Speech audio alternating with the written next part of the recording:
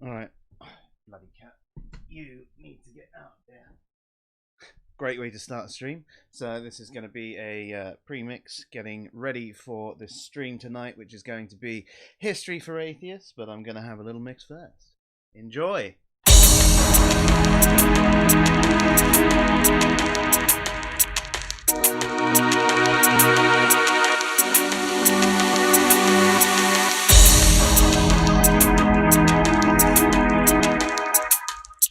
SciPhi.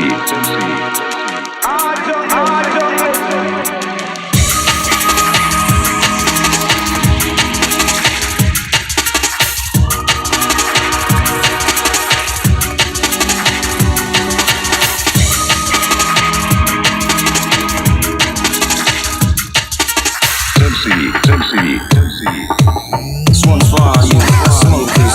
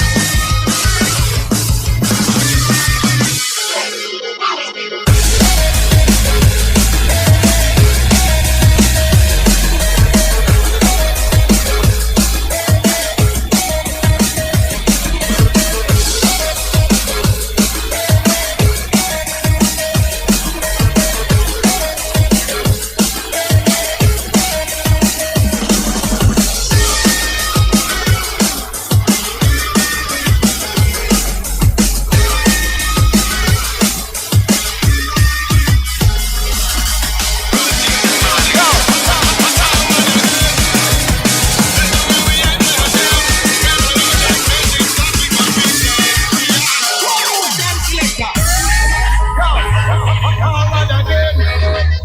Listen where we are telling them. Revolution message that we come to send. Yeah. Forward again. Listen where we are telling them. Revolution message that we come to send. Forward to life, forward to reality. Forward make we step out and them war and them brutality. Forward to life, forward to reality. Everyday fatality becoming a normality. Forward to life, forward to reality. Ready to go fight about a national morality. Forward to life, forward to reality. Holy Babylon and them shoot to kill policy. What about the youth of the garrison community? Want a better life and never sign no opportunity. Babylon they not about a love like a no unity. Look and you will see the world is not the way it used to be. War and petty rivalry, that them want the youth to be. See what them never divide and conquer and the strategy. Never let them cheat you, never let them tell you who to be. Forward to life, forward to reality. Forward make you step out of them war and them brutality. Forward to life, forward to reality. Everyday fatality becoming a normality. Forward to life, forward to reality. Ready people fight up a national morality. Forward to life, forward to reality. Holy Babylon and them shoot to kill policy. Only them a pile up and a smile up while you suffer. Them not give a stuff about them youth up and the gutter. Them inside the war and now them help like a butter war. Bust them in them yard and that angry and full of shutter. Get a life expectancy much shorter than the average. Poorest set of people them a slaughter like a savage. Baby father dead don't give me mother I go manage. They kill the innocent and set a lateral damage.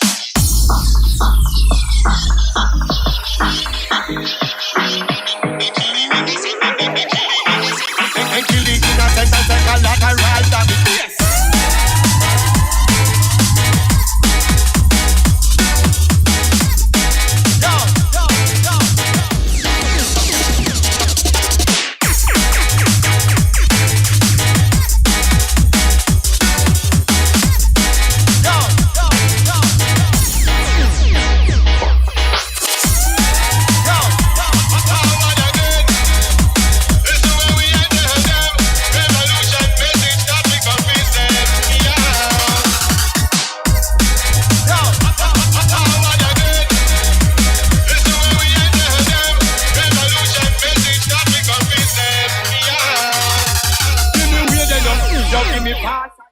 We'll be with you shortly, folks. We're just having a bit of difficulty with the server getting Tim into the room right now, but we will be here shortly. I'm balling out, somebody do something. Them kill a son in front of her, she couldn't do nothing. And every day is like they kill another few dozen. Yo, this a bag of genocide, it's not unusual.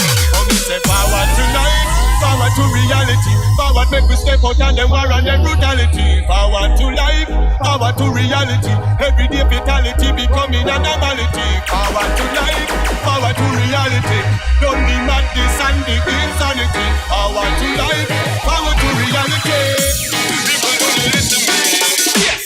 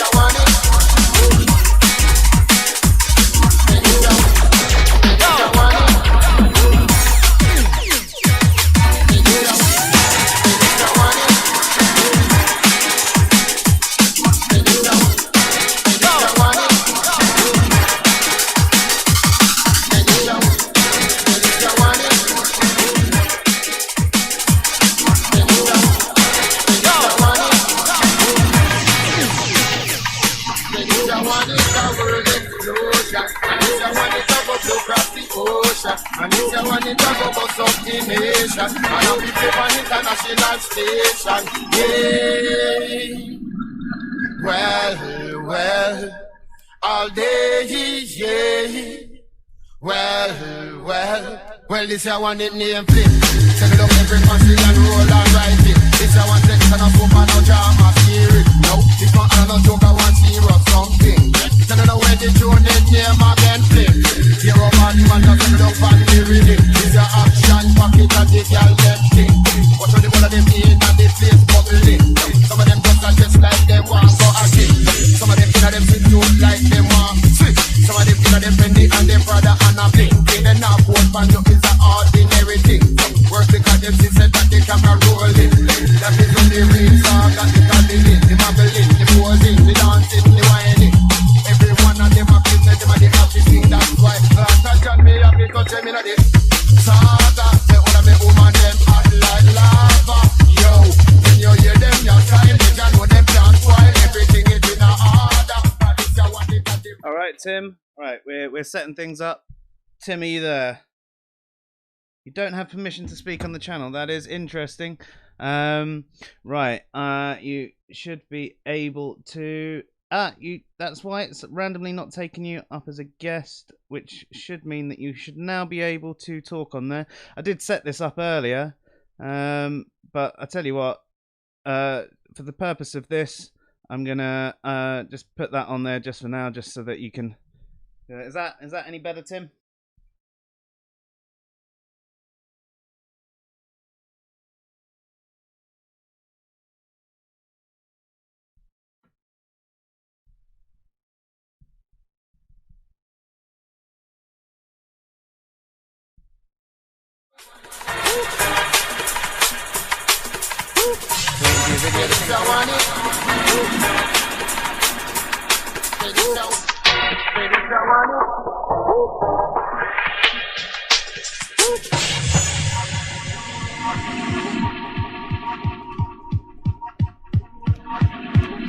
Alright, we're still waiting for your video to come through, Tim. Well, this I want.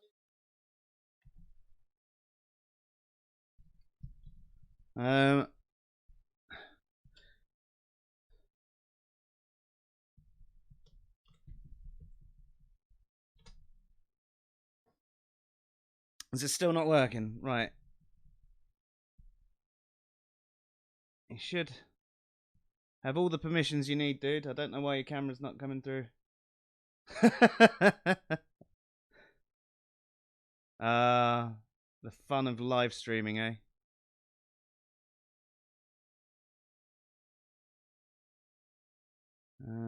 You should be able to speak and stuff. Martin's saying we should get a new producer. He's probably right. Are you offering, Martin?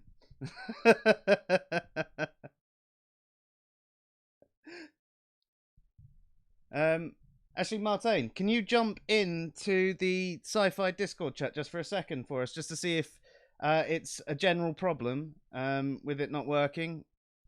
I'll try and contact him on Twitter again. You can see yourself, but you can't see or hear me. Okay. Odd.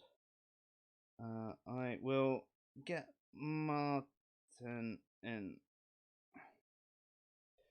Let me move you out and into.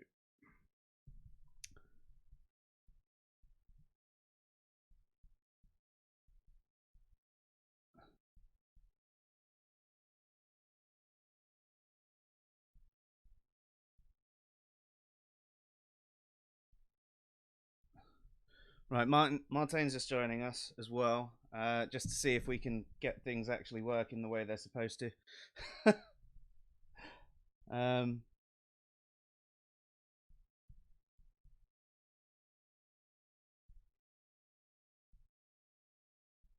Martin? Tim's trying to stream again. Yeah. Okay, I can hear you, Martin. Can you quickly share video as well and see if we can see if there's a problem going on this? Yeah, sure.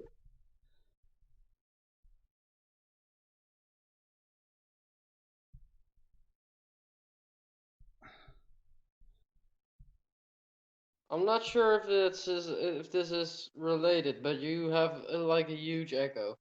I have a huge echo. It's like huge. It might be originating from Tim though. I don't know if that's going to be me or you. I don't know why it's saying Tim can't stream.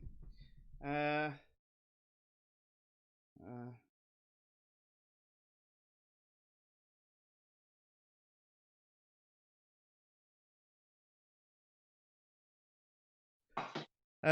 okay. Trying to work it out. All right, I might just put on a little mix in the background whilst we try and work this out. I do apologise, everybody who's joined for this. It's just typical, isn't it? I don't know what the issue is, but at least we can see Martin here. You look funny, dude.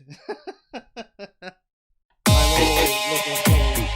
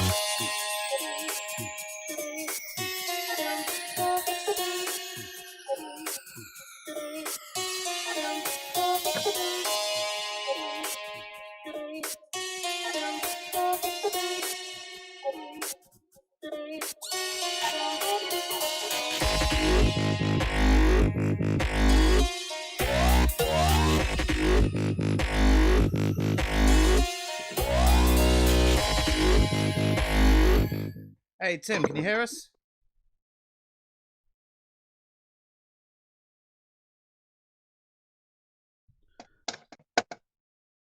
Yes. You're right, Martin. Sorry, I didn't hear you there. Oh yeah, no, sorry, I was talking to the dog. Oh, okay. You sure you weren't talking to me? Well, you were a dog as well, but Ah. Yeah, I don't know why, but it seems to not be liking Tim tonight.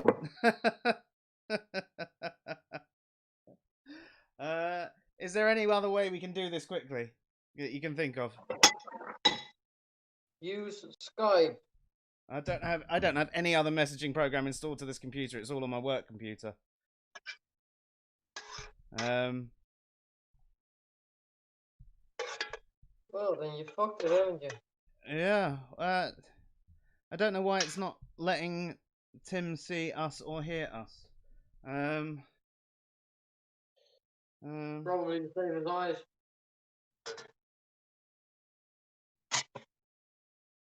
RTC disconnected. I don't know. He's having issues. I don't know why. I don't know what's up.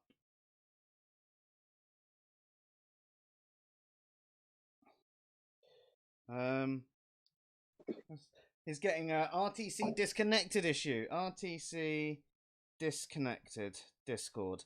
It means it's a glitch related to headphones and possibly the software itself. To fix this issue on a desktop, restart the application. Alternatively, you could switch Discord servers or plug in your headphones in and out again.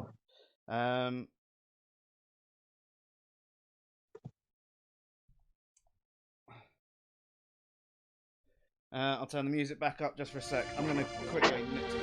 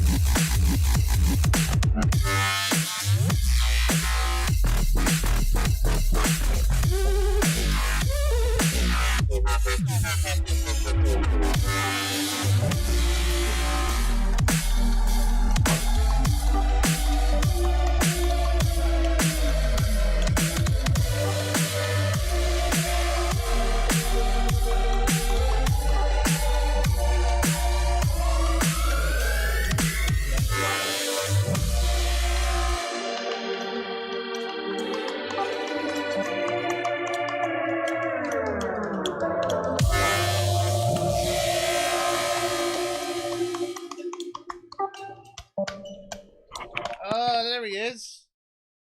Yeah. We got there in the end.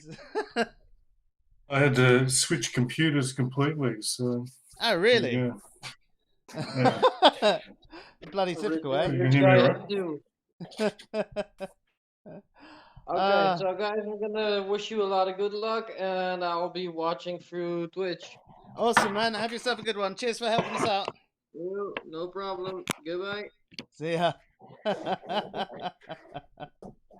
Oh, dearie me. Well, I'm really sorry about that, Tim. All right. An eventful start to the night that hopefully will go a little bit better than this. Cool.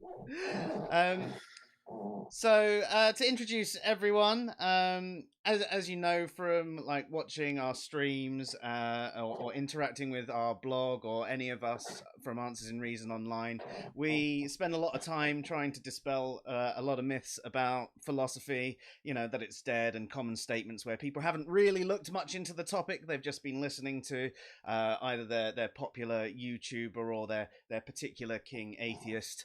But tonight we are joined by another atheist that has similar troubles, except instead of philosophy, he's trying to dispel myths about history. So may I introduce to you Tim O'Neill, who runs History for Atheists. Hey, folks. How you doing, dude? It's pretty good. It's pretty early in the morning where I am, so if I look a little sleepy, it's because it's about 5:10 in the morning. Oh, blimey.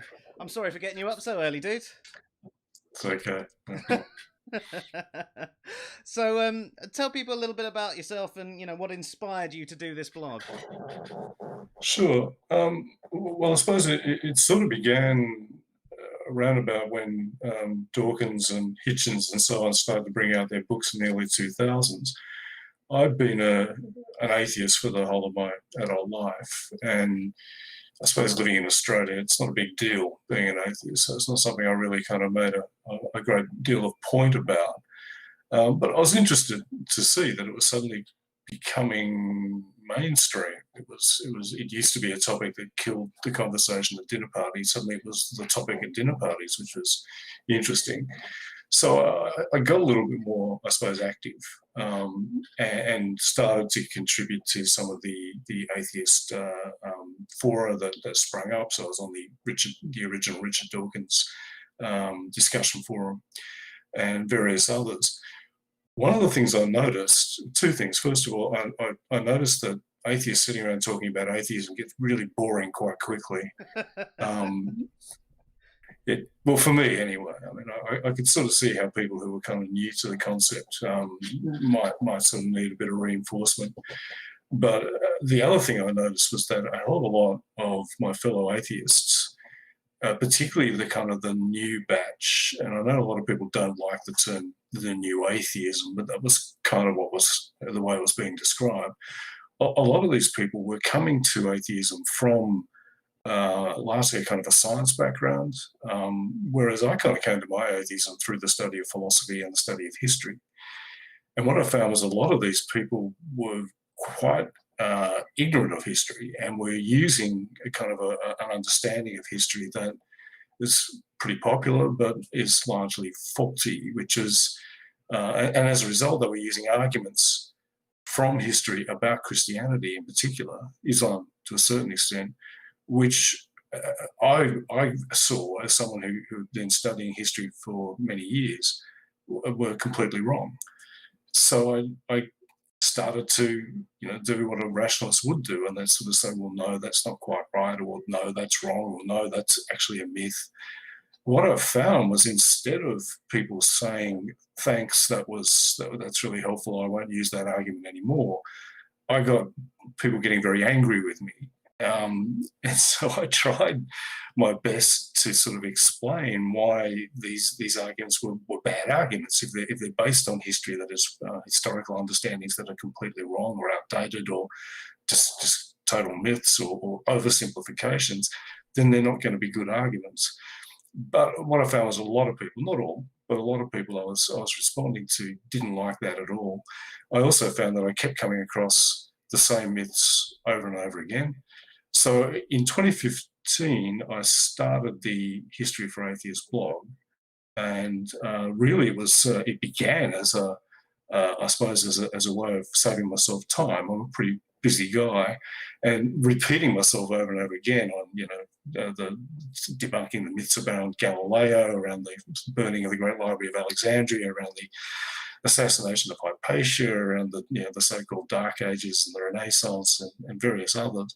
It got a bit boring. So what I did was I thought I'll write some quite detailed articles on my blog, and that way I can just link to the articles. So rather than writing it all out every time I come across these myths. So that's sort of how the blog began. It's kind of evolved a little bit, but really that's essentially what I'm still doing. I'm writing a series of articles. I'm up to about 7 or 8 now, in what I call the Great Myths series, where I tackle some of the topics I just mentioned. I also write another series on Jesus mythicism, which is another idea which is really quite a bad historical idea, but it's very popular among many atheists, despite the fact that most scholars think it's a chunk. So I'm writing another series on Jesus mythicism.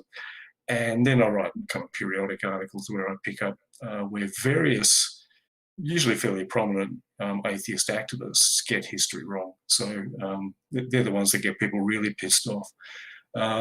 It's a hobby for me. I'm not a professional historian. I've studied history at university. I've been studying ancient medieval history for about the last 35 years.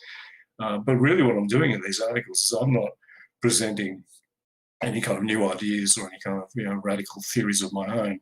I'm simply curating what the overwhelming majority of professional historians have to say. And if that's in conflict with what some atheists believe about history, then that's not really my problem. That's more their problem. I'm also slightly naughty with it. I mean, I will admit, people say that I'm sarcastic and that I'm rather rude.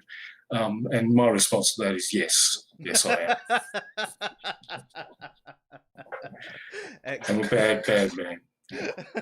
It actually sounds very familiar to what inspired a lot of the work at Answers in Reason. Originally, it was we kept on having the same conversations about a lot of pseudoscience and creationism and all that sort of stuff. So we started doing that, and then I noticed a similar sort of pattern with atheists and philosophy, and I started looking more and more into philosophical things and realizing how many common things that we got wrong there too.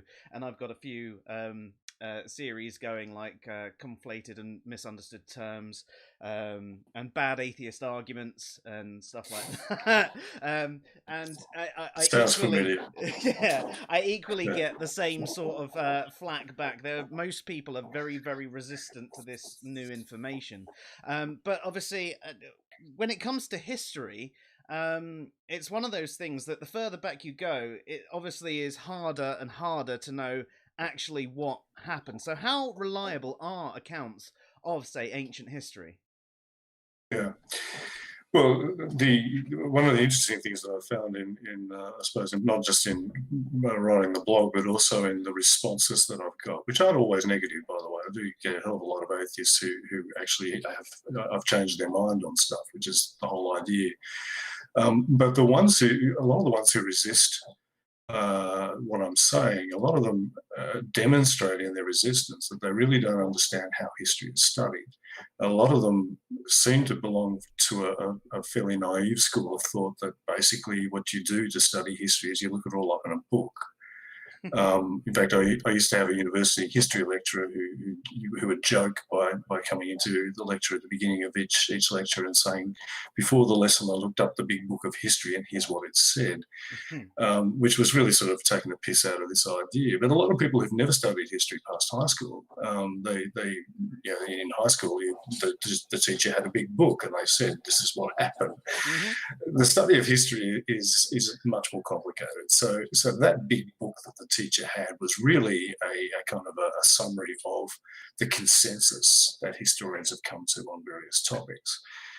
Historical analysis is about coming to that consensus, but what you can't do in the study of the past is actually come to any kind of definitive answer, which drives a lot of people from the sciences nuts. A lot of people say to me, you can't prove that Jesus existed. And I say, no, I can't, you're right.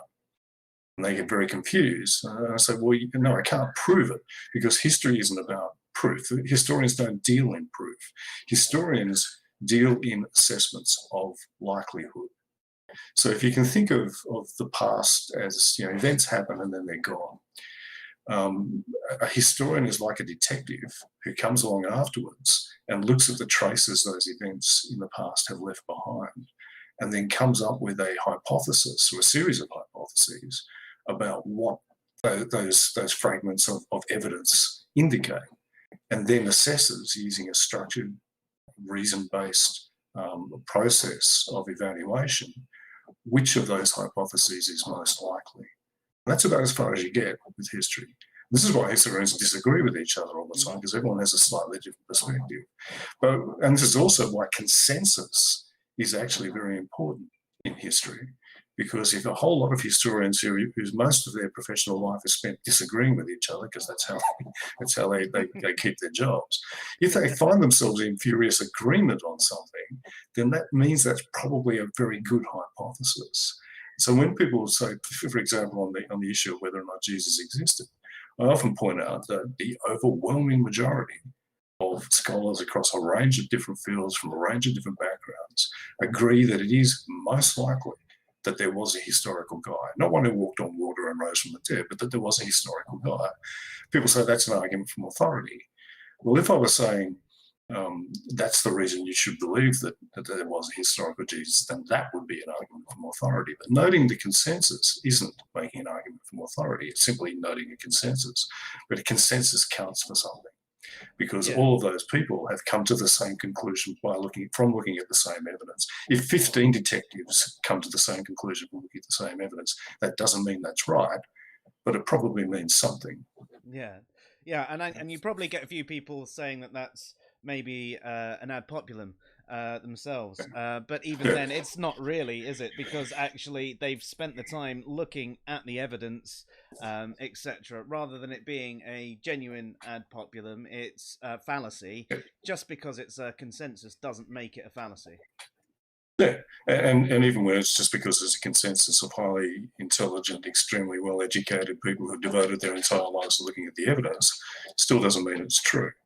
So I always acknowledge that, sticking with that example of the existence of a historical Jesus, I always acknowledge that it is quite valid to think that perhaps there was no historical Jesus, and that the stories and traditions and evidence that we have, references to him and so on that we have, somehow arose despite the fact that there was no historical guy.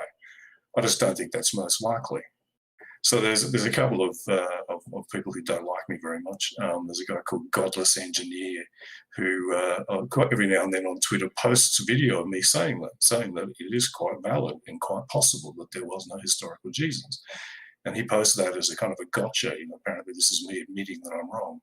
I'm not admitting that I'm wrong. I'm saying that it's a perfectly valid idea, but there's a lot of valid ideas that are unlikely.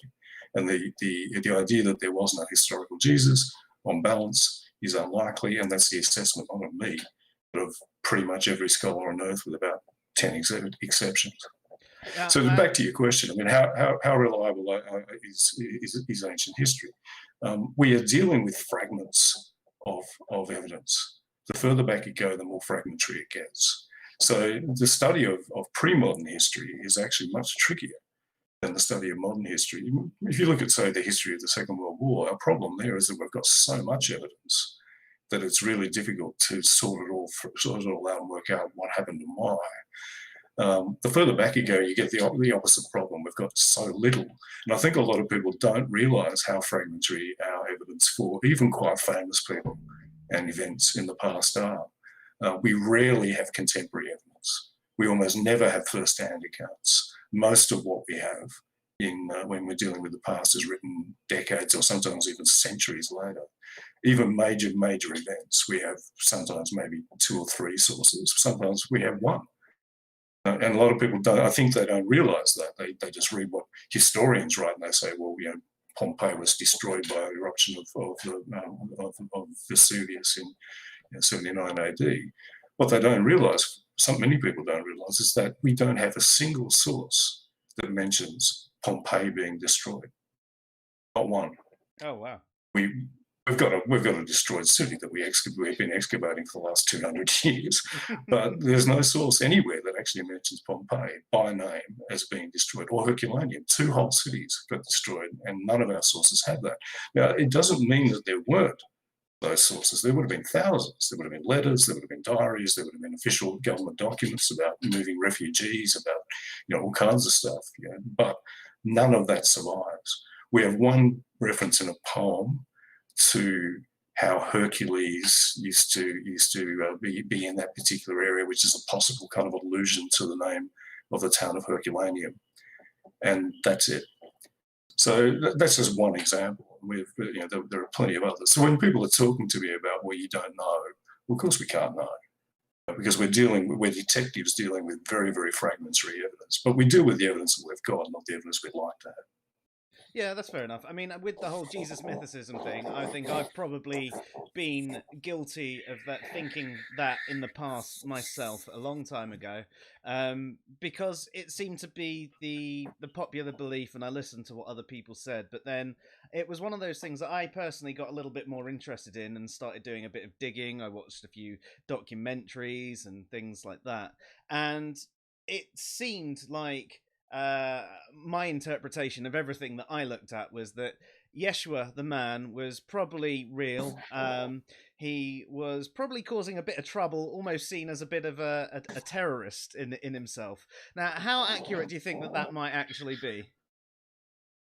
Yeah, pretty close, I think. The most popular, the most well accepted non-Christian conception of the historical Jesus, and we have to remember that for obvious reasons, the subject matter or the subject or topic area of historical Jesus studies dominated by Christians of various kinds. But if we look at the scholars, and there are plenty who are not Christians, for example, a lot of Jewish scholars are very interested in that period and therefore in people like Jesus. If we look at what they think about the historical Jesus, what they accept is that he was most likely what we call an apocalyptic prophet. So in around about that period, the Jews had for centuries been of the opinion that they were the chosen people of God, and that Israel, or that general territory, was the promised land that had been given to them. Now, that was all kind of like myth and folklore, but by the beginning of the 1st century AD, that was still very much what they believed. Now, the problem was they had been conquered by the Assyrians, then the Babylonians, then the Persians, then the Macedonians, then dominated by the Ptolemies, and then by the Seleucids, and then had a brief period of independence. And then that fell apart and they got conquered by the Romans. So the whole idea that they were the chosen people living in the promised land wasn't really squaring with reality. So they had to try and figure out, well, why is this happening? And for a long time, the answer was, well, the prophets would come along and say it's because you turned away from Yahweh, and if you turn back, then all these horrible punishments will go away. That was starting to wear a little bit thin. So an idea arose that eventually, very soon, God was going to fix this whole problem. God was going to intervene in history and usher in a kingship ruled by him with his Messiah, his anointed one, a descendant of King David, at his right hand as kind of his earthly viceroy. And this was all going to happen very soon. The Romans were going to get swept away by armies of angels. The world was going to be renewed. The dead were going to rise, because it wasn't fair that a whole lot of people who were righteous had died before this happened. So they were all going to be raised. Everyone was going to get raised from the dead. Everyone was going to get judged. All the bad people, including all the Romans, were going to get consigned to hell to be burned. And then everyone would live happily ever after. Now, if you were a peasant living in 1st century Judea or Galilee, and you were paying 1/3 of your income in tax, and you weren't getting anything for that, your family was poor, your children were starving, and anyone who thought about rebelling against this whole idea got killed or crucified. This idea that God was going to come and save you, and a Messiah would arise, and armies of angels would sweep away the bad people, and you and all your righteous friends were going to get saved and live in a magic, happy, renewed earth. That'd be pretty bloody appealing. So if you look at the earliest gospel, in fact, the first 2 or 3 gospels, that's the message that Jesus is preaching. And once you understand that context and then read the gospels, where Jesus is saying, the very first thing he says in the earliest gospel, the first chapter of Mark, the kingdom of God, or the kingship of God, is near at hand. It's almost here. Repent and believe in this good news. That's the whole message. And once you get that context, you see that the early versions of the Gospels, the earliest Gospels, are the stories of an apocalyptic preacher who was coming to tell people this was all happening. There's several points in those Gospels where he talks about the Son of Man, or this Messiah figure, and it seems like he's talking about someone other than him. So it's not even clear that Jesus even thought that he was the Messiah. Other people did, and they certainly came to think that he was, certainly after he died. But he may not even have thought that he was the Messiah. He might have said that it was someone who was coming after him, the way that John the Baptist is depicted in the Gospels as saying. The other thing that is very clear in those early Gospels is that he believed it was going to happen very, very soon. So there's lots of sayings which Christians still tie themselves in knots over, where he says, some of you standing here will not taste death before the kingdom comes, so before this apocalypse arrives. Now, obviously, that wasn't true. So Christians have a lot of problem with those sayings. There's another bit where in the Gospel of Matthew where he says, he sends them out to preach through all the towns of Galilee, and says, if they don't accept your message, move on, because you won't get around all the towns of Galilee before the kingdom comes. So before this apocalypse arrives. This is all in the early Gospels. Now, the problem for the early Christian or the early Jesus sect is that it didn't happen. Right, we're still waiting. So when it didn't happen in that first sort of generation, we then see the later gospels starting to rewrite the message. So we start to see a sort of a softening of this sort of apocalyptic imagery, a softening of this idea that it's going to happen very, very soon. By the time we get to the last gospel, the Gospel of John, the apocalyptic message has almost completely disappeared. And the message that Jesus is depicted as preaching there is a message about himself. And he's also, in that gospel, he's claiming to be, in some sense, to be God or to be divine. Now, you don't see any of that in the earlier stuff. You also don't see it in the letters of Paul. Paul never claims that Jesus is divine. He does claim that Jesus is coming back very, very soon as part of this apocalypse, so he still believes that. So what we find is this progression from an apocalyptic preacher preaching about this coming apocalyptic kingdom of God to this idea of Jesus as being the Redeemer, preaching about his coming being the big deal. And then by the time you get into about the 2nd century, Jesus has become God. And then by the time you get into a little bit later on, you get Jesus as the third person of the Trinity, and then you get effectively what modern Christians believe. When you read the Gospels with that understanding of how this evolved, they read completely differently, and also they make sense historically. So was he a bit of a rebel? The Romans didn't like people going around preaching that God was going to come along with an army of angels and sweep them away, understandably.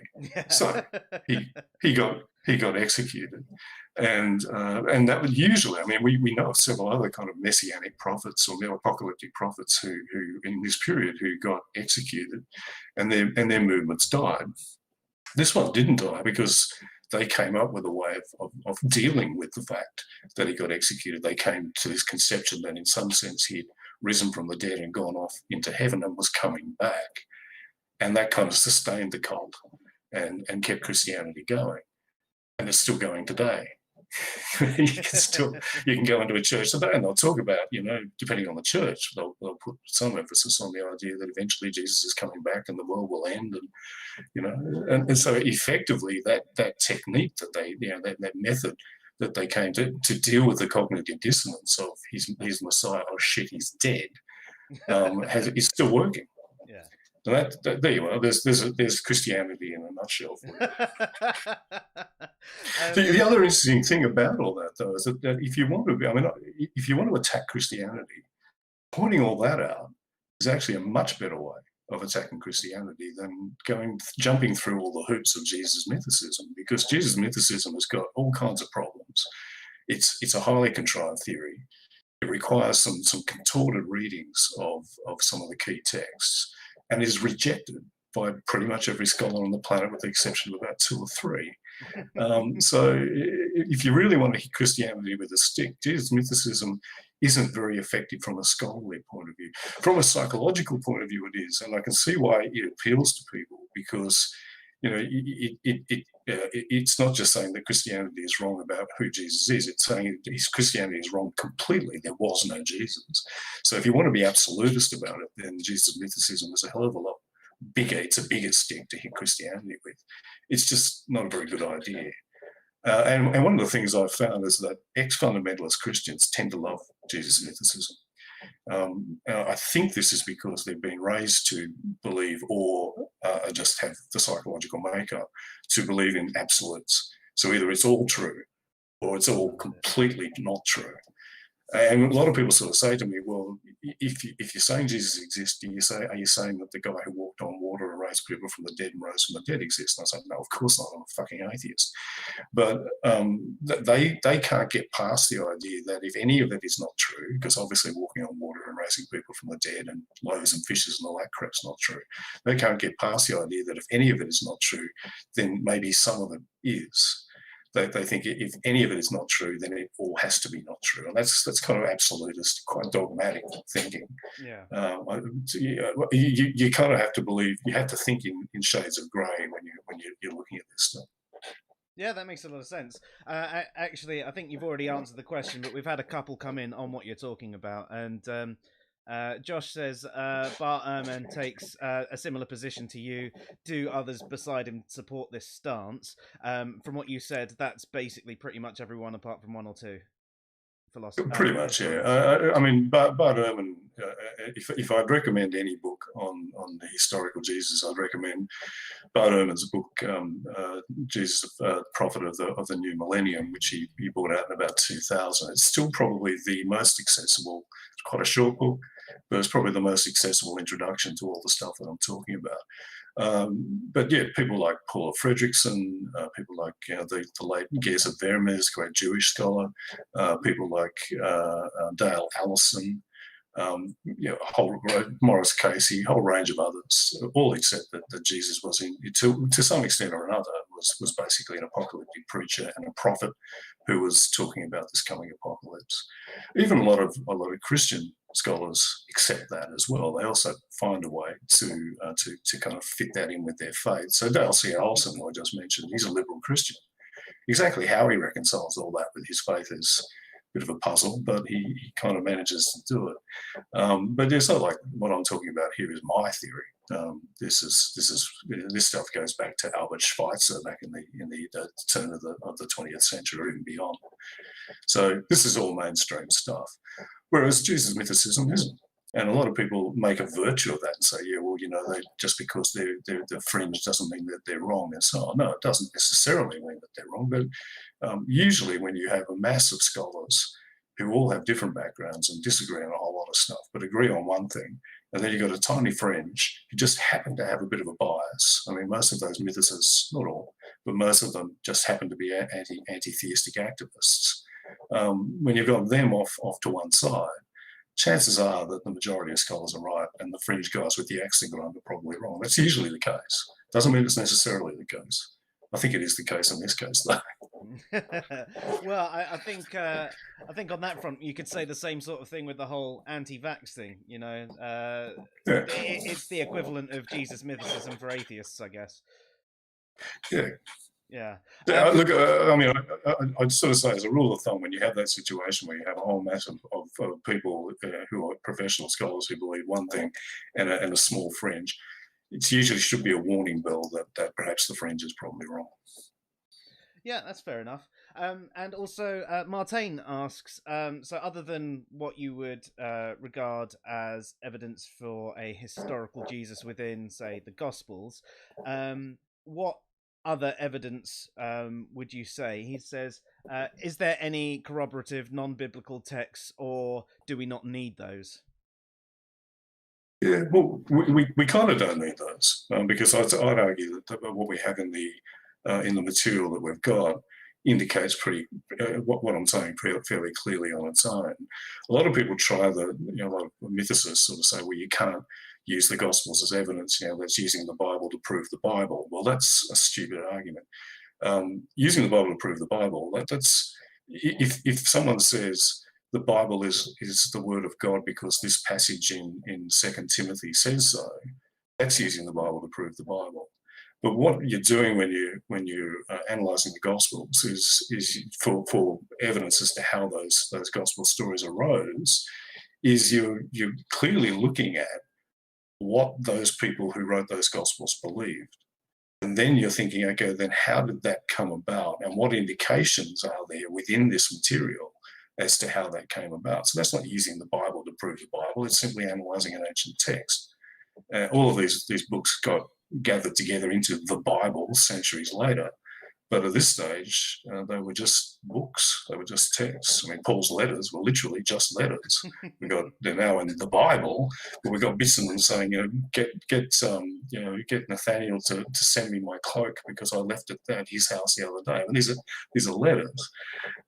So what have we got outside of the Gospels?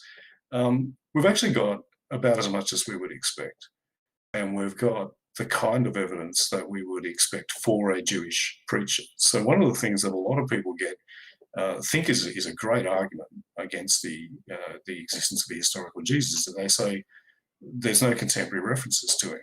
So that's some kind of slam dunk.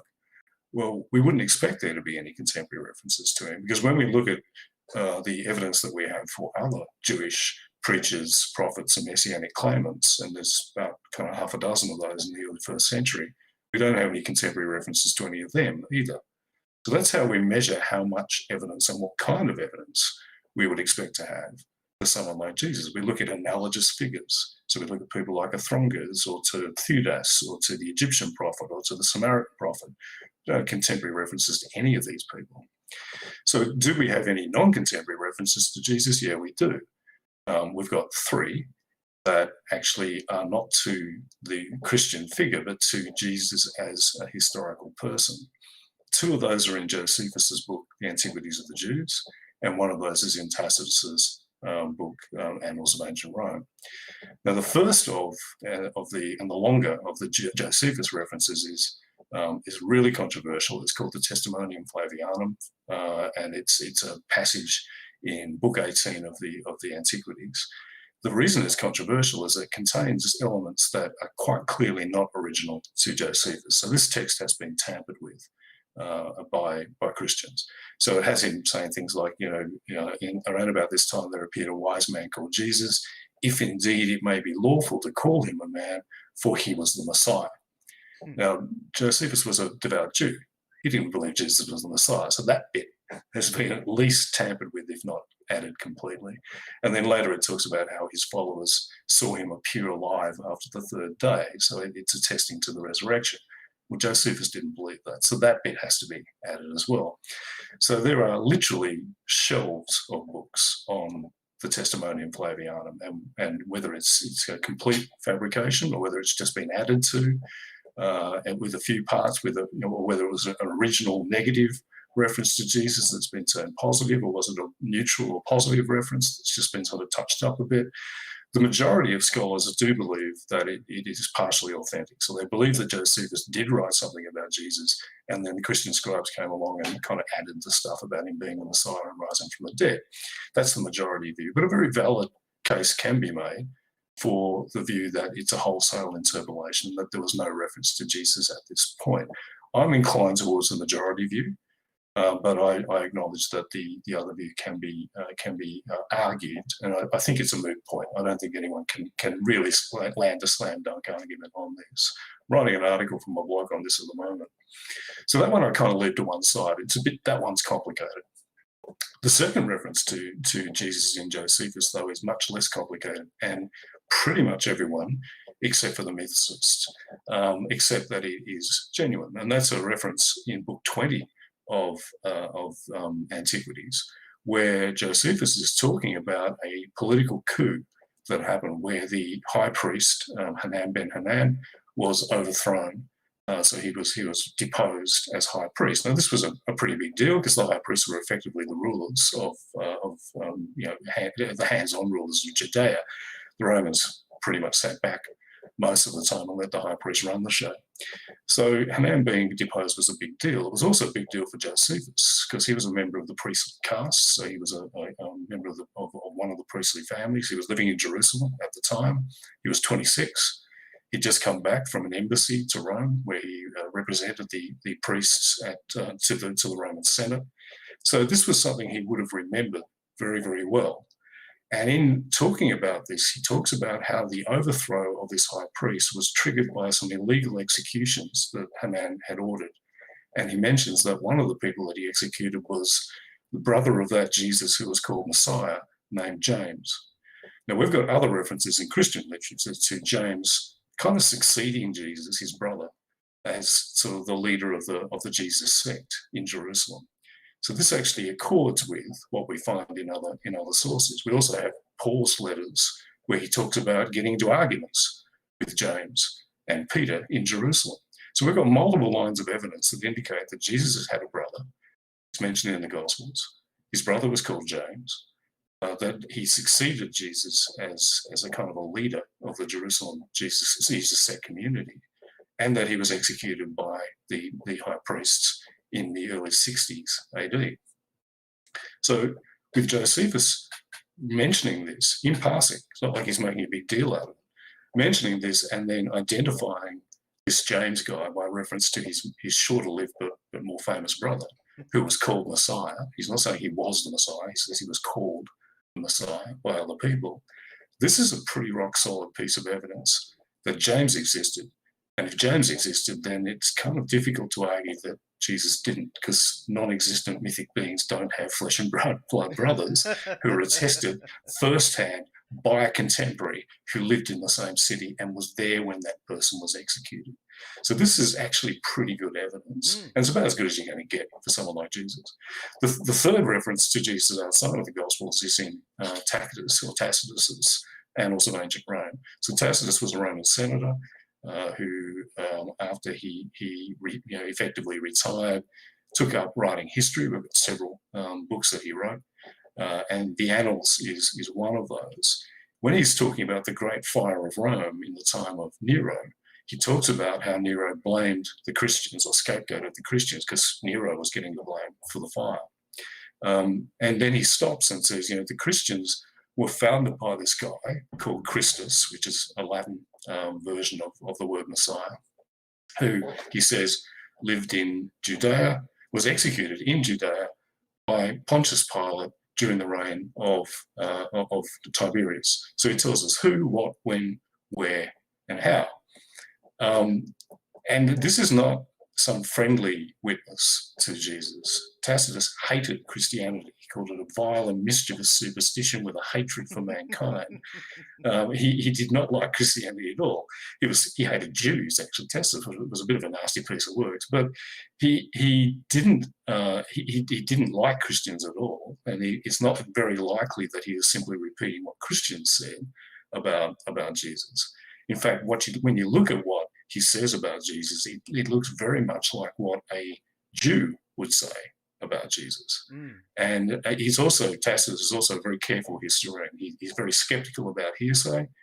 He doesn't like just reporting rumor, and when he does say that, he tells us that he's just reporting rumor. But here he's quite matter of fact. It just so happens that Tacitus moved in circles in Rome that included a large number of aristocratic Jews, including Josephus. Josephus, after the Great Jewish War, he switched sides and went over to the Roman side, so he had to get the hell out of Dodge. So he ended up living in Rome, and he moved in the same circles as Tacitus. Tacitus also would have moved in the same circles as the Emperor Titus's mistress, the Princess Berenice, who was the daughter of Herod Agrippa. So he was in touch with a number of people who were very well informed, who he would have considered to be, because they were aristocrats, he was a bit of a snob, to be the kind of people who he could trust. And it makes sense that if he wanted to know about the origins of the sect, the Christians, they were the kind of people that he would be able to turn to. And that would be able to give him pretty reliable information about memories of this guy, Jesus.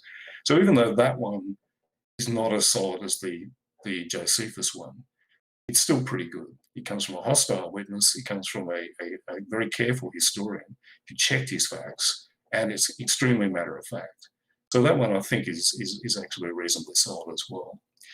Line all that up, and then look at some of the stuff in the Gospels where Jesus isn't fitting the idea that the Gospels are trying to present terribly well. So, for example, he comes from the wrong town. The Messiah was meant to be born in Bethlehem. Jesus comes from Nazareth. So the two of the Gospels that talk about his birth, the Gospel of Luke and the Gospel of Matthew, have to go to great lengths to explain, in inverted commas, how a Messiah could possibly be a guy from Nazareth when he's meant to be a guy from Bethlehem. The problem is they tell two different stories, so they trip each other up.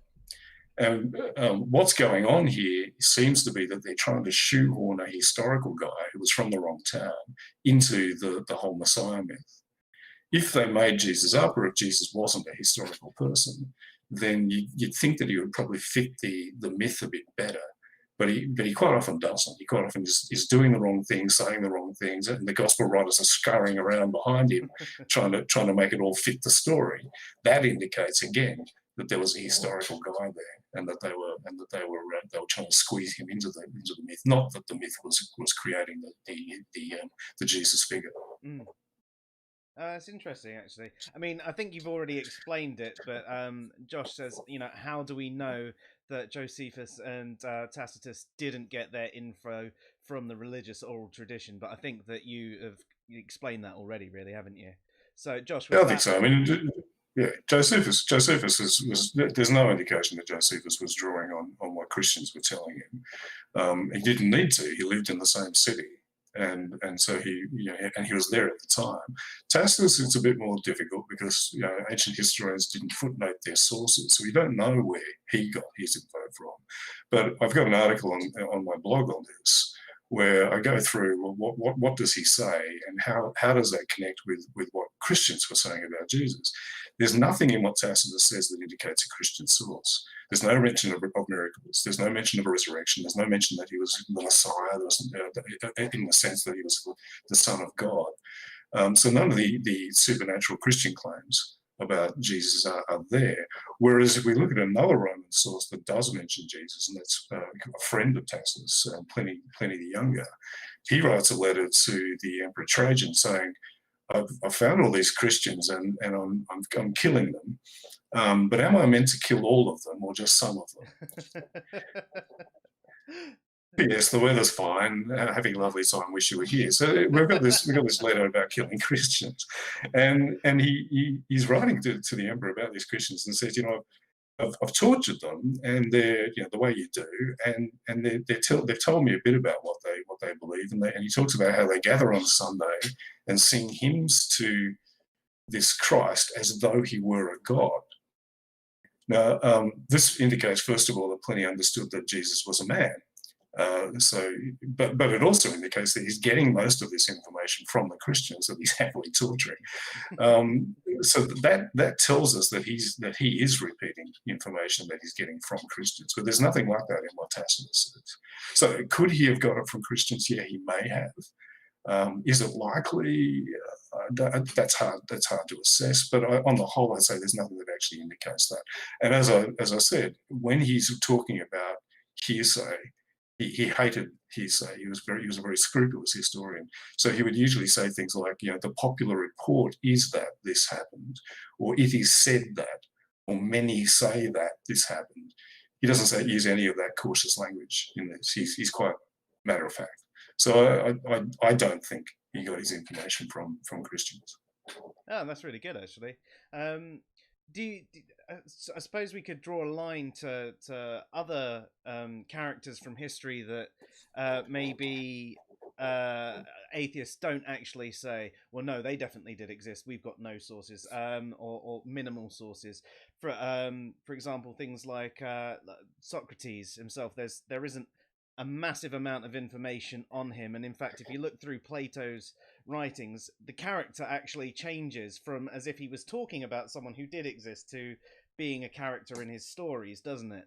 And other things like Pythagoras, we all think he existed. I mean, we all know the triangles from school, but he was thought of as a god by many people. There were massive claims about them, but we don't say, well, because he definitely wasn't a god, he didn't exist. We go, well, the man probably existed. People might have believed he was a god. Yeah. And that's absolutely true. And I think you can find a number of other sort of analogous figures. One that I argue when people are talking about there's no contemporary references to Jesus, that we have no contemporary accounts of Hannibal. Everything we know about Hannibal comes from accounts written down decades later. In fact, around about the same period of time passes between the death of Hannibal and the first accounts that we have of him in Polybius as between the death of Jesus and the accounts that we have of him in the Gospels. But of course, now, obviously, what I'm not saying is that we have the same amount of evidence for Hannibal as we have for Jesus. We have much more for Hannibal, but none of it is contemporary. We have one contemporary reference to Hannibal in an inscription on one tombstone for a Roman general, Fabius, that talks about him beating Hannibal. That's the only contemporary reference that was actually written during Hannibal's time. And Hannibal was vastly more important than Jesus. So obviously with someone as obscure as Jesus, I mean, he had a very, even according to the Gospels, a fairly short career, which was in a backwater province of a backwater part of a backwater area of the Roman Empire.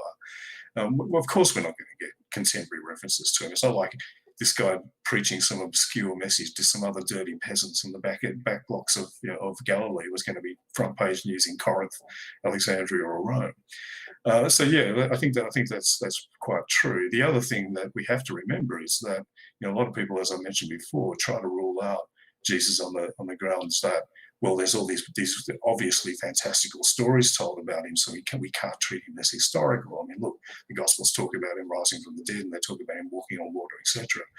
The problem is that we have fantastical stories told about all kinds of people. You mentioned Pythagoras. We have fantastical stories told about Alexander the Great. He was meant to be, the son of a god.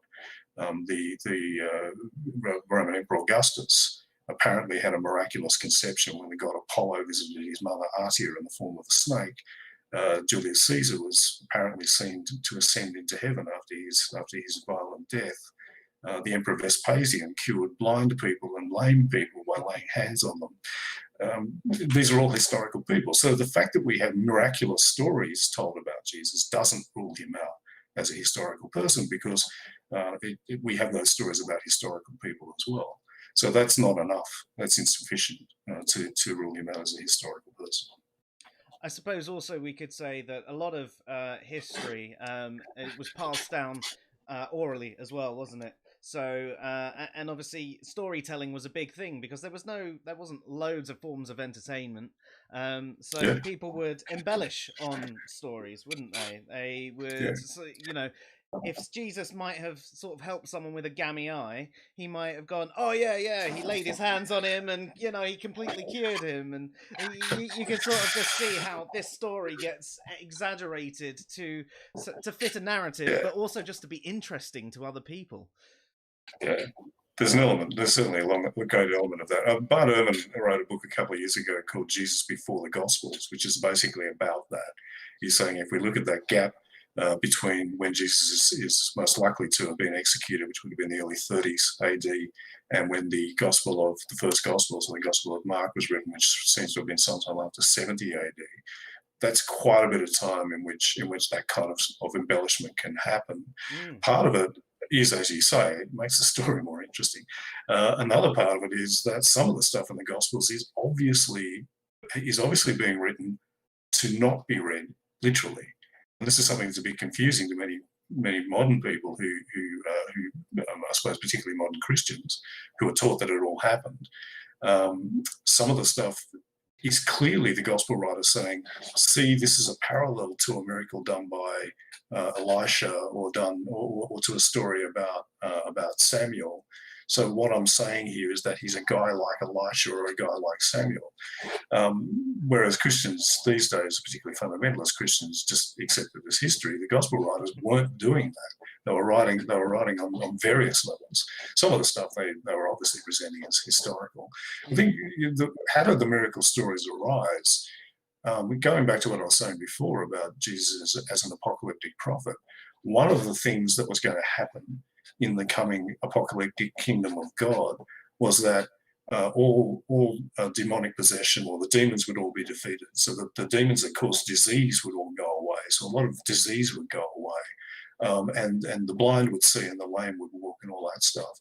So a lot of the miracle stories are Jesus preaching what he calls signs of the kingdom. There's one point in the Gospels where the disciples of John the Baptist come to him and say, John's asking, are you the Messiah, or should we expect someone else?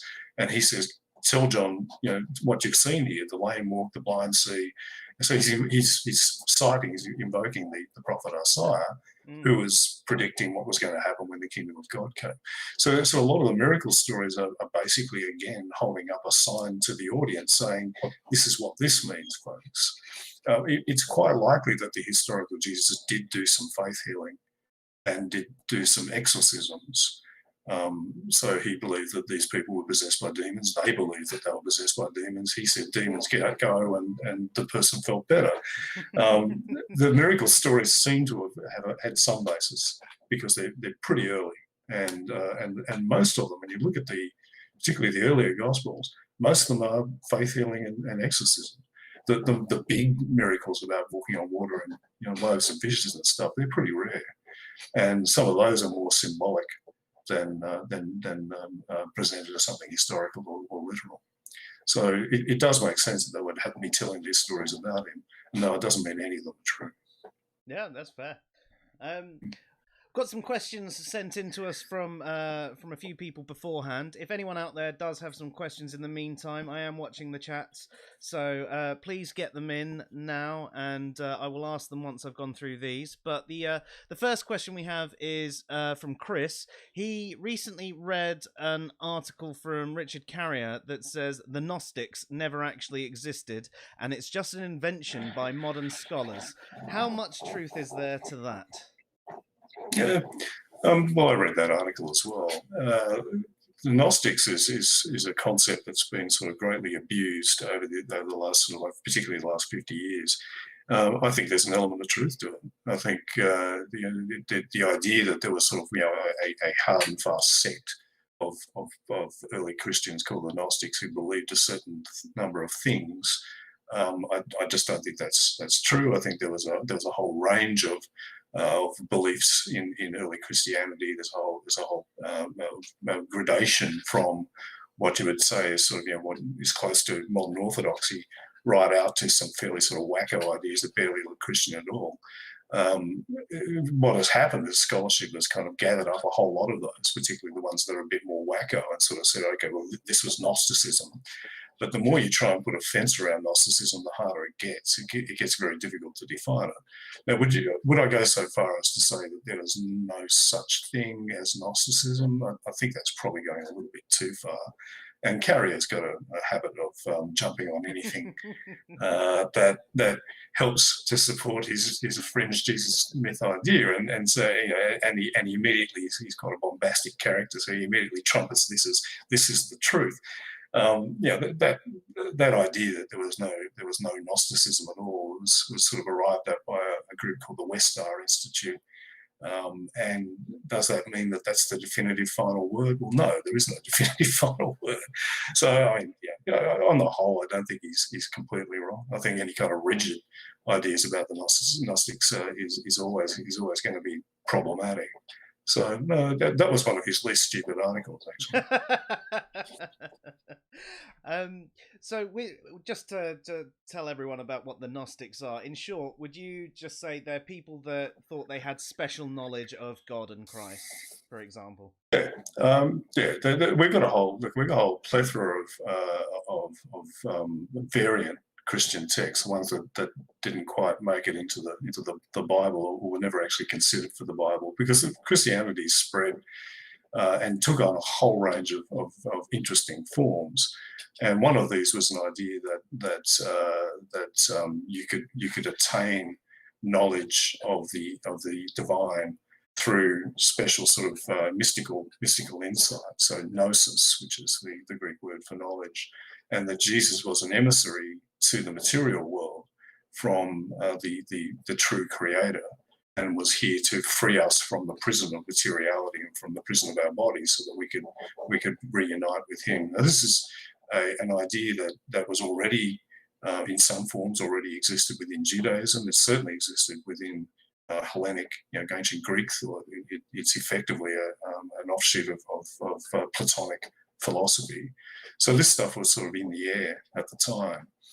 So we've got a lot of texts which read very strangely to anyone who's used to the Gospels. They're Gospels, but they don't read like Gospels, and that's because they're produced by people who have these ideas. But, and this is something that Carrier points out in that article, to a certain extent, a lot of these ideas are actually found in the Gospels as well. It's just a matter of degree. So to sort of say that there was a hard and fast group called the Gnostics who had these beliefs is really not terribly useful. The other interesting thing about many of the Gnostics is that they were also docentists, so they believed that Jesus didn't actually exist in any physical form. He had an appearance of physicality, but he was a purely spiritual being, and he only appeared to die on the cross. So there's one Gnostic text that's got Jesus on the cross, and then there's another Jesus above him laughing because the figure on the cross isn't actually really him. Weird stuff. I love Gnostic texts. They're kind of psychedelic, but I think it's an interesting branch. Again, good old Bart Ehrman has written a book called Lost Christianities, which is about these forms of Christianity that didn't quite make it, and effectively the one that kind of got the the imperial Roman seal of approval is the one that's the ancestor of all forms of Christianity to this day. Oh, awesome. I think Chris might be a bit surprised that you at least somewhat agree with Richard there. Carrier's not an idiot. I just think he's wrong about most things, but he's not stupid. Josh sent in a few questions as well beforehand. I think some of them we've probably covered off, but I'll ask him again, and you can just say, yeah, I've already covered that if you don't want to answer it again. He says, how can we say religious texts can provide reliable enough information to support any sort of serious belief? Sure. Well, I have touched on that, but maybe just to recap it. The fact that they're religious texts doesn't make them somehow strange for the study of ancient history. You know, most historians of the ancient world are dealing with texts that are in some ways religious. People in the ancient world believed in the supernatural in a way that we don't. That hard and fast division between the natural and the supernatural, which is effectively something that came about through or evolved from the development of the scientific method in the 17th century and Enlightenment philosophy in the 18th, did not exist in the ancient world. And so for people back then, visions, miracles, gods, apparitions, people rising from the dead, people ascending into heaven, all of this stuff, it was rare, but it was like a natural phenomenon for them. So to sort of say, well, these are religious texts, well, of course they're religious texts. And one of the things that historians are always doing is looking at any text and saying, what are its biases? You know, why is this person writing? What are they trying to say? Who are they talking to? So when a historian or any scholar looks at something like the Gospels, of course they're taking into account that these are heavily biased, that these clearly have a polemical purpose, that they're trying to persuade a particular type of audience to believe particular types of things. You take all that into account. What you do is you sift through that, and then you look for evidence of anything that might have a ring of authenticity. So, for example, the fact that I mentioned before, the fact that it was from the wrong town, that doesn't indicate that they're simply making up the story from whole cloth. That does indicate that they're trying to take a historical guy and squeeze him into their ideas about who and what he was, and he doesn't always fit. That's an indication of historicity, and that's just one example. I can give probably about a dozen others of how you can take what is clearly a biased text and come to something which may be an indication. Again, it's a matter of likelihood, but more likely an indication of historicity. So on that front, I mean, what sort of confidence do you hold in various different historical accounts of people, places, battles where there is very little evidence to support them except maybe a single piece of information? Yeah, well, it depends. And quite a bit of the time when a historian is writing about this stuff, they have to say, you know, it could be this, but we just can't tell. There isn't enough evidence on this to be able to make an assessment. One of the areas of history that I've spent many years studying is the fall of the Roman Empire, and particularly a particular focus on the ancient Germanic peoples who became part of the collapse of the Roman Empire. Now, if you wanted to deal with it in a topic where there is only fragmentary evidence, try studying the ancient Germanic tribes. We've got fuck all. So I'm very used to dealing with ambiguity. And sometimes you just have to say, look, it could be this. We don't know. Compared to that, some of the stuff to do with the historicity of Jesus is actually pretty bloody solid. So again, any people who don't like ambiguity, people who don't like hard and fast answers, people who want proof, I'd say don't study history. You know, maths is probably better for you. It's down the hall. You know, go study that. That's fair enough. In regards to both, say, the Quran and the New Testament, excluding all the religious context, are there any elements in there that you find completely unreliable from a historical point of view? Yeah. Well, I've read the Quran, but I pretend that I've studied it or its context in any great detail. So perhaps if we can stick with the New Testament stuff. Mm-hmm. Yeah, there's lots. You can tell to a certain extent when they're definitely putting a bit of a spin on things. Take for example, the Book of Acts. Acts is written kind of as a sequel or even a continuation of the Gospel of Luke. It seems to have been written by the same person. And in Acts, you get this lovely story of how there was a bit of a dispute between Paul and Barnabas and the guys in Jerusalem, James and John and Peter, over whether or not you had to become a Jew in order to be saved by Jesus' death and resurrection. And in Acts, there's kind of like a bit of an argument, and then they sort it all out and everything's okay. So it's a lovely story. If you then turn to Paul's version of that in his letter to the Galatians, he's incredibly angry, and he's saying these people are idiots, and Peter is like a leaf blowing in the wind, and James is a dickhead, and yeah, so obviously what we've got in Acts is a very sanitized, prettied up, and carefully spun version of what was clearly a quite bitter dispute. So that kind of thing gives us an indication that a lot of the time what we're dealing with is stuff that has been sort of sifted. And therefore we have to take a hell of a lot of it with a grain of salt. That doesn't mean we throw it all out. I think that's the point I need to stress. It doesn't mean everything in it is absolutely wrong, and there are indications that some of it is actually historical. Yeah, wicked.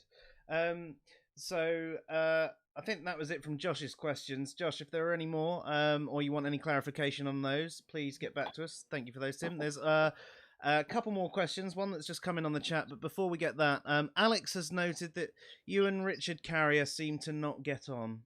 Why is that?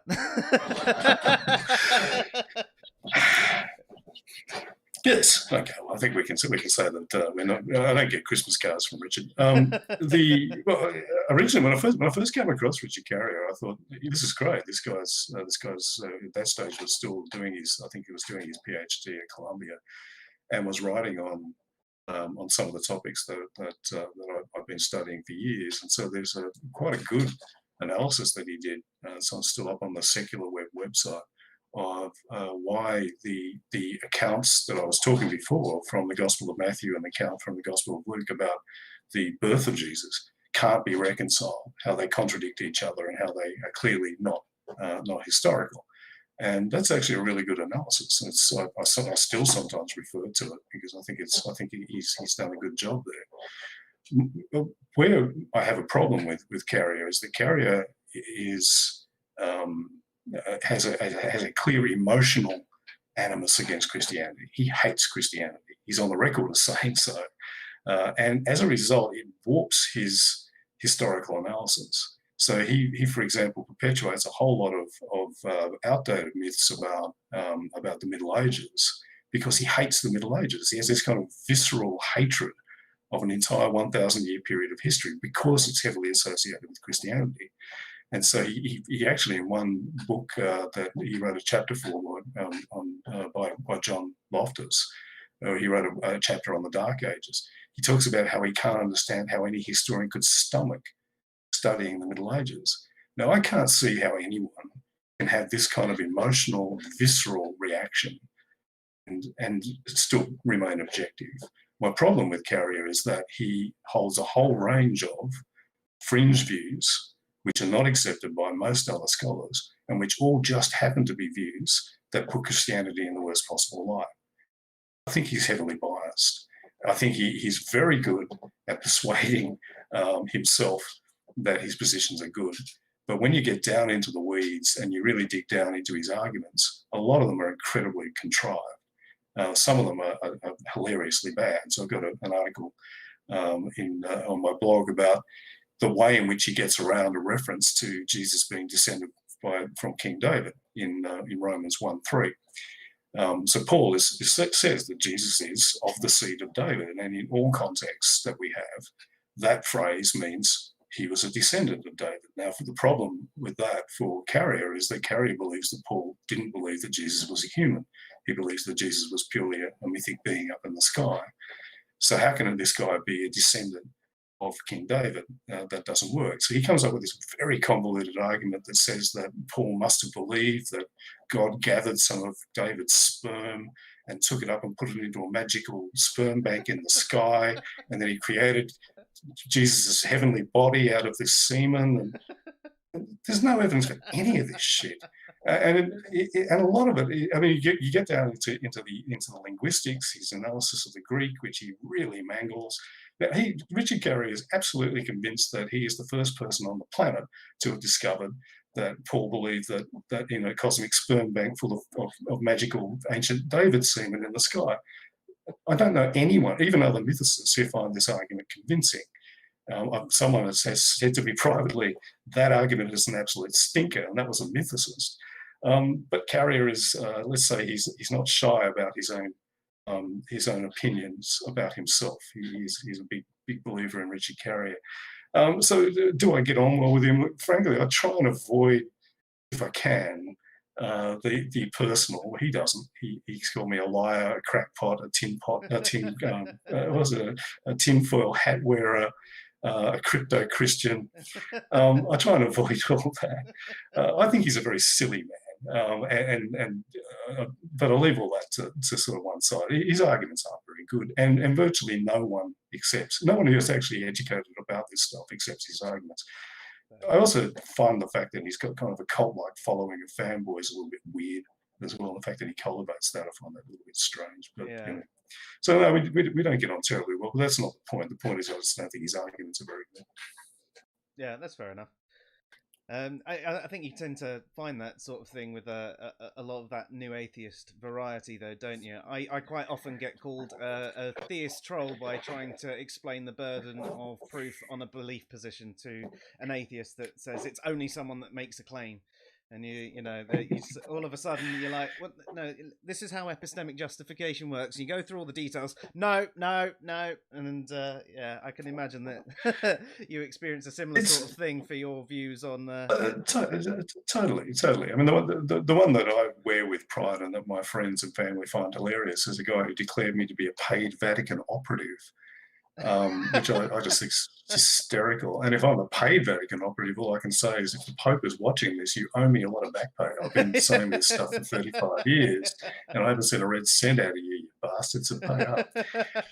It's a weak rhetorical tactic, but it's a way that some people, particularly those who I think come from a very fundamentalist mindset, can dismiss you. You're I got called a Christ tard the other day. I think that's some kind of retard, but yeah, apparently. And I just, my response was, "I'm an atheist. You'll move, genius," and that shut them up. It's silly, but a lot of people get very, very emotionally invested in this stuff, and I don't. A lot of people, when they read my stuff, they say, "Well, you're really angry." No, I'm not. As you can tell from my tone, I'm usually just sort of mildly amused. Yeah, this is my hobby. I find this stuff amusing. Yeah, that's fair enough. No, I'm the same. It's brilliant. Right, we've got one more question that's come into the chat from Maverick Christian. He says, "What is your biggest pet peeve from bad history from atheists?" Yeah.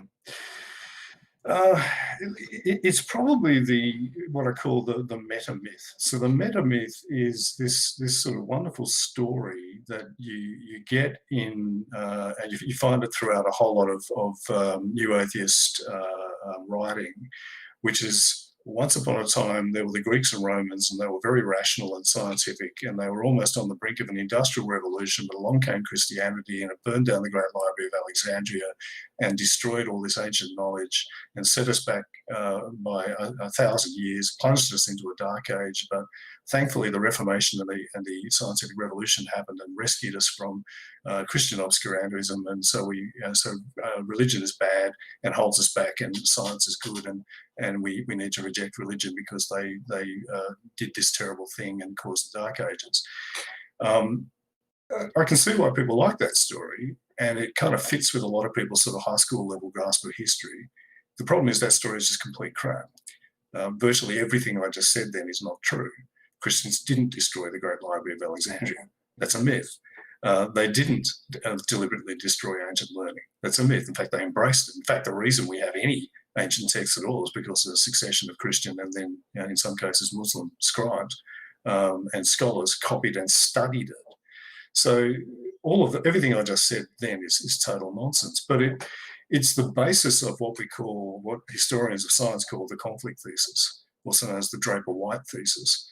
And that is an idea that religion and science are always in conflict and have been historically always in conflict.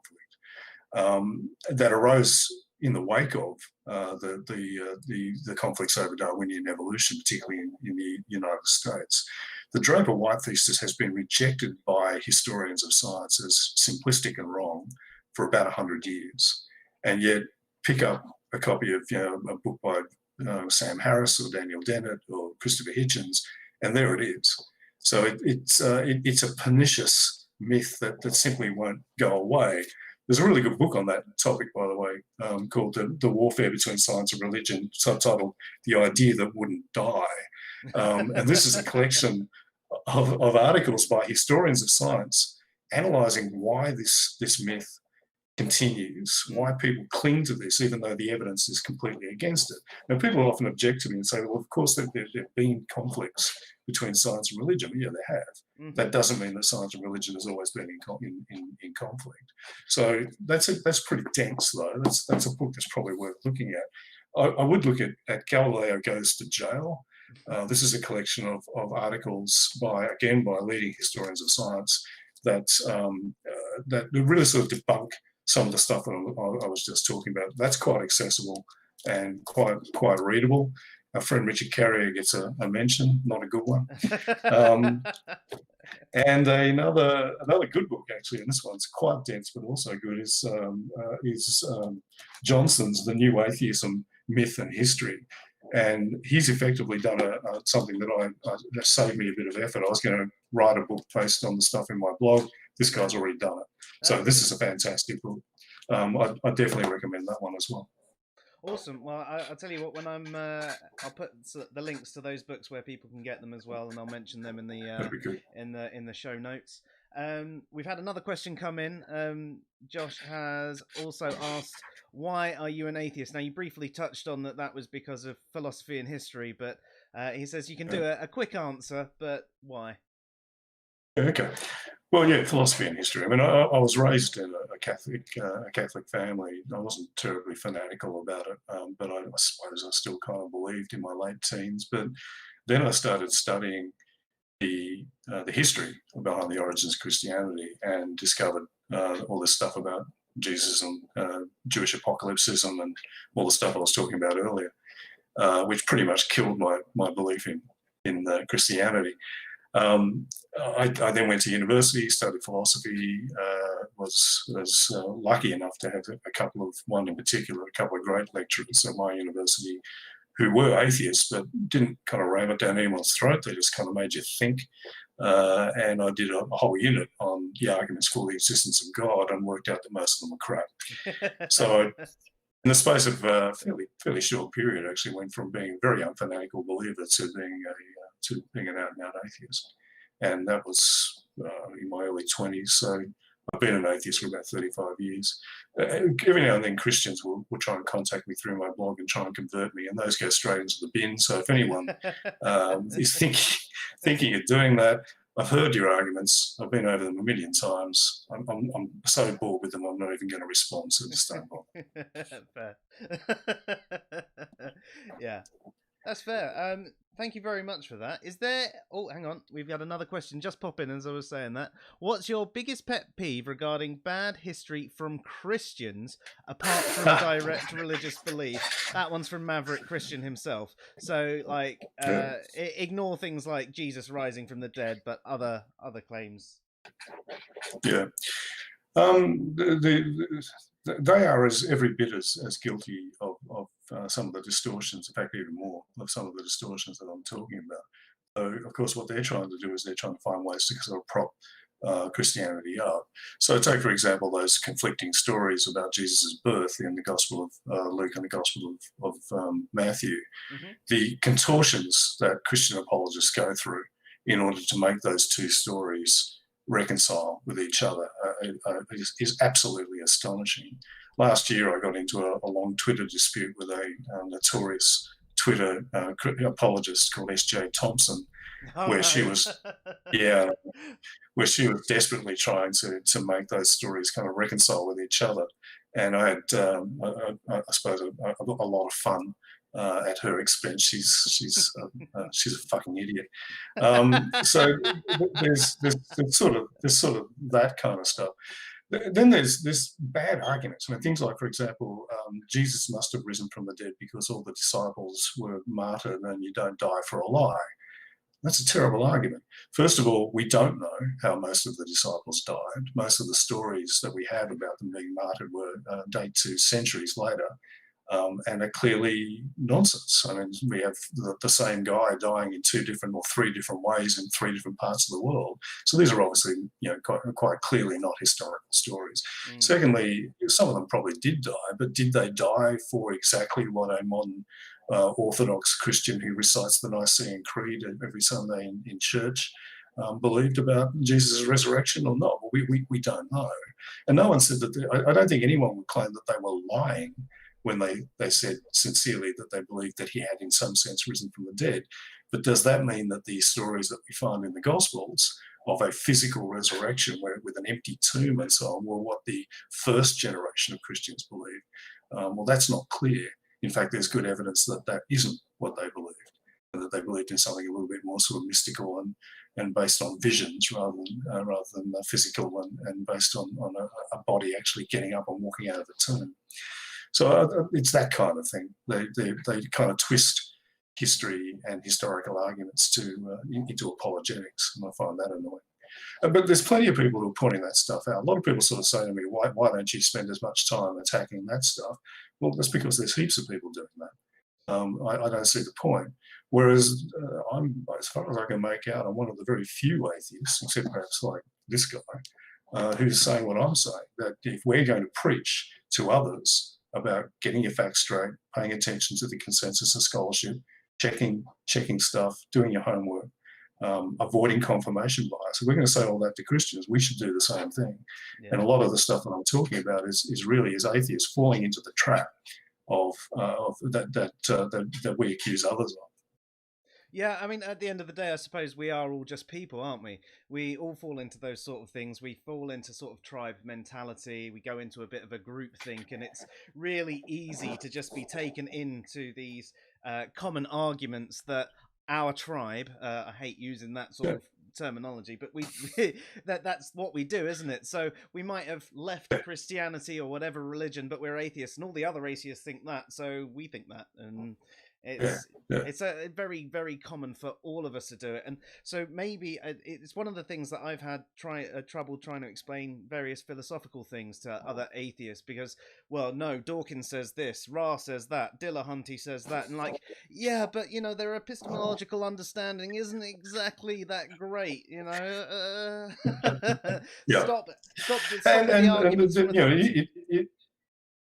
It is really interesting that, and this is one of the things I suppose I've observed of the so-called atheist movement or the new atheist phenomenon, whatever you want to call it, is that a lot of it has kind of resolved itself into almost like I won't say cult-like, but tribal is probably a good way of putting it, where people are held up as great authorities. So when people like a Ron Ra, now a Ron Ra is pretty good on creationism. He really knows what he's talking, as far as I can make out. I mean, I'm very much an amateur on that stuff. But the problem is that people take him as an authority on all kinds of other stuff. Now, you talk about his shaky epistemology and philosophical stuff, but on history, he's absolutely fucking terrible. And I've annoyed some of his disciples by writing an article called "A Ron Ra Gets Everything Wrong," where I took a piece of video where he was standing up and talking about how medieval people believed that the earth was flat and that the church taught the earth was flat, and right into the 15th century, and how Galileo or how Copernicus was almost killed by the Inquisition, and a whole lot of other stuff. It's all complete garbage. But he delivers it with the same sort of almost bombastic self-assurance that he talks about stuff like creationism and evolution, and he just doesn't know what he's talking about. He also, when this was all pointed out to him, he also refused to admit. He did admit he got one thing wrong, but he refused to admit any of the other stuff because he can't be seen to kind of back down in the face of criticism, which is we rationalists are meant to do that. I mean, you're meant to be able to say, you know what, yep. I mean, I change my ideas, I change my thinking on stuff all the time, and quite happily acknowledge that I'm doing so, because that's how it's meant to work. But when people get as dogmatic about the atheism and its associated ideas as they do about religion, then we know we've got a problem, and that's really what I suppose I'm reacting against. Yeah, it's that almost similar fundamentalist attitude, isn't it? That, it's. I mean, there's been a few things recently. There's even an article I wrote in response to something he wrote, where his article basically disproved his own position that he was making, because he was quoting other sources, and it was just like, you're saying it's this, but the thing you've quoted is saying it's not that. So what are you talking about? But then you still had some people come along who were like, oh, well, I agree with Ra on this, and you're like, okay, well, a lot of people do just because it's Ra. It's like, no, it's not an argument from authority. I was like, okay, so why do you agree with them? Well, because Ra said it.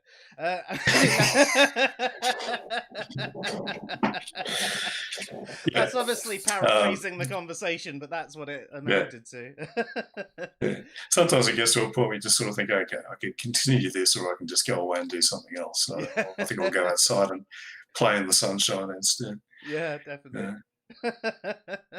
So I don't think we've got any more questions. Do you have anything that you want to tell anyone before we finish for the night or the morning for you? Is it? No, it's interesting because we've been talking for a while, and I think most of what we talked about was Jesus mythicism, and we barely got to touch on any of the other stuff. So I'd recommend that, obviously I recommend people are interested in what I'm saying. Or even if you're outraged at me, feel free to go and check out the History for Atheists blog, which is at historyforatheists.com. I think the other thing is that maybe just to point out that I'm going to be launching a History for Atheists video channel sometime soon. I'm in the process of producing some video versions of several of the articles in my Great Myths series. A lot of the articles on my blog are very long. They're average about sort of 10,000 words. So I'm trying to make them a bit more user-friendly, and I think some people are more interested in sitting and watching a video. I'm also producing podcast versions of those videos. Awesome. So if people want to listen to them rather than watch them, they can do that as well. So I'm trying to sort of make this stuff much more accessible. I think the other thing I would say is, I hope I've come across in the way I try to in my blog. I don't take this shit very seriously. I'm actually quite a nice guy. The reputation that I'm some kind of bastard. Well, I'm a bastard, but I'm a funny bastard. So, and a lot of people do get very caught up in the emotion of, you said bad things about Ron Ra, and all I said was he got shit wrong. And I do think he's a bit of a pompous twat, but the main thing is that he got things wrong. And you don't like Richard Carrier. Well, no, I don't. I think he's a bit of a dickhead, but he's not stupid. He's just heavily biased, and I just think he gets stuff wrong. And that's not just my opinion. It's, again, I've got the overwhelming weight of actual fucking scholars on my side. So maybe we should pay a little bit more attention to that, a little bit less attention to the psychodrama of Twitter and other online screaming. Yeah, definitely. Actually, one of your articles on your site that actually influenced my opinion was the Eoster and Ishtar one. Now, I had grown up with the Eoster story, and I'd never heard the Ishtar one until recently online. And I used to correct people about the Ishtar and pointed them towards the Eoster. And then I read your article on it and, went through it, and I went, oh, fuck. So I was half right. Well, in that case, mate, it had the desired effect. Yeah, just so people understand what we're talking about. I mean, it's a pretty common thing. In fact, every year around about Easter, you see people, many of them atheists, saying Easter was stolen from paganism by Christianity. It was originally a pagan festival. There was this goddess, and in some versions say it was Ishtar. Other versions say it was the Germanic Old English goddess Eostra. and it was her festival, and she had bunnies and eggs as symbols of her fertility. She was a sex goddess and all that sort of stuff. And there's absolutely no basis for any of that, except that the name of the festival in English, Easter, comes from the name of that goddess. It comes from Eostra. That's all we know. So any of this stuff that you read about how she had bunnies and eggs as her symbols, total crap. No evidence for that whatsoever. And in that article, I go through where the bunnies and the eggs come from, and it's actually Christian stuff. You know, eggs were not allowed to be eaten during Lent, and then you get Easter, you get all these eggs. What are you going to fucking do? You're going to eat the eggs. So that's where that comes from.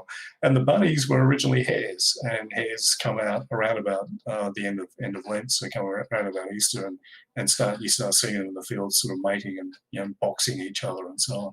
So hares became associated with Easter.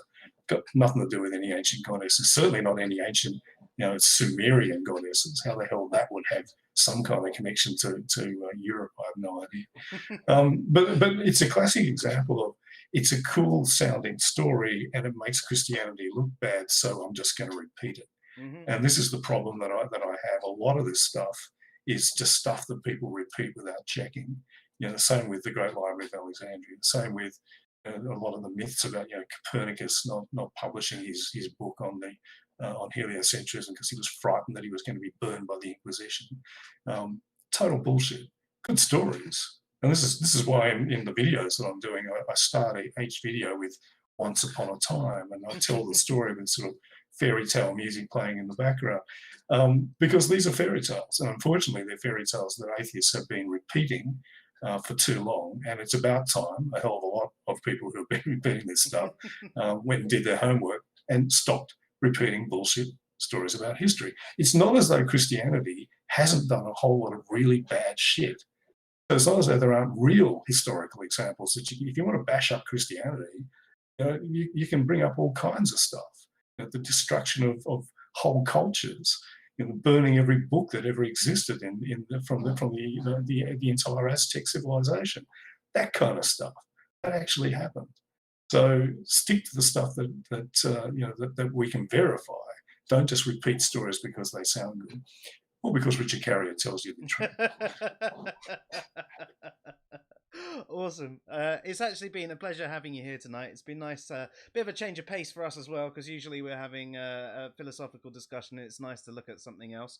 I do hope everyone out there has found it interesting as well. It's historyforatheists.org, so check that out. I'll give you a link. Sorry, .com. .com, sorry. Yeah, I just scrolled up. Okay. I wrote it down in my notes and I said it wrong. It's like historyforatheists.com. I will put that in the show notes as well. Make sure you check it out. It's a really, really good read. Yes, some of them are very long, but if you're actually interested in what you're saying, and you don't want to remain willfully ignorant, like you accuse many, many others of doing, then I'd suggest you read up on the stuff that you're saying. Josh has also just said you've got a new fan. He's going to be checking out your stuff and he's looking forward to your stuff as well. I'm assuming he's looking forward to it anyway, because he actually runs a podcast called Little Philosophers, which is taking the philosophy out of kids' stories. So he's just doing it for, little 5-minute podcasts. But it'd be really good. I hope he checks out your stuff soon. And yeah, do you have anything you'd like to say? Oh no, I'm always happy to talk about this stuff, and can talk about it for hours. So it's probably a good thing you stopped me. Also, I'm very hungry, so I got to go and have some breakfast. Nice. Yeah, well, thank you again for coming on. It was great. Hopefully, we'll have you back on in the future as well.